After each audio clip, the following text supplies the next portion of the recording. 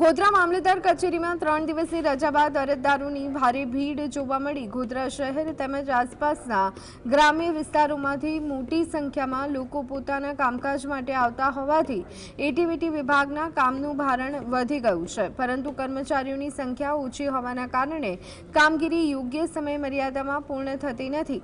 આના પરિણામે અરજદારોને કલાકો સુધી લાંબી લાઈનોમાં ઊભા રહેવું પડે છે અને ધક્કામુક્કીનો સામનો કરવો પડે છે।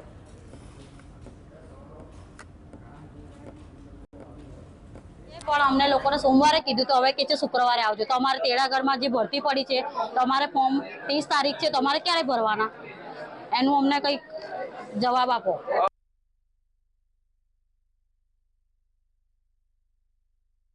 રહેઠાણનો પુરાવાનો દાખલો લેવા માટે આંગણવાડીનો હજુ સુધી કોઈ આવ્યું નથી। 11:30 અંદર કર્મચારી એક આવ્યો પણ હજુ કોઈ ઠેકાણા નથી। સવારના લાઈનમાં ઊભા છે પણ હજુ કોઈ દાખલાનું ઠેકાણું છે નહીં। 3 દિવસથી બંધ હતું, એમાં પેલો એવું કહે છે રજા પર હતો, હજુ આવ્યો નથી એક માણસ, અને એક જ માણસ છે। આ બધા વહીવટ માટે એક જ માણસ છે, સોગંદનામા માટે, દાખલા માટે, નકલ માટે, અને હજુ લાઈનમાં ઊભા, હજુ કોઈ ઠેકાણું છે। હવે એ જ ના કે જલ્દીમાં જલ્દી કામ થાય। 30 તારીખ છેલ્લી છે લાસ્ટ ફોર્મ ભરવાની આંગણવાડીની, અને હજુ અહીંયાથી પાછું બીજું એક ત્યાં જવાનું, એનું બી પાછું આ રીતે લાઈનમાં ઊભું રહેવાનું છે। એટલે આ પ્રોસેસ છે આખી, અને હજુ અહીંયા સમય વધારે લાગે છે।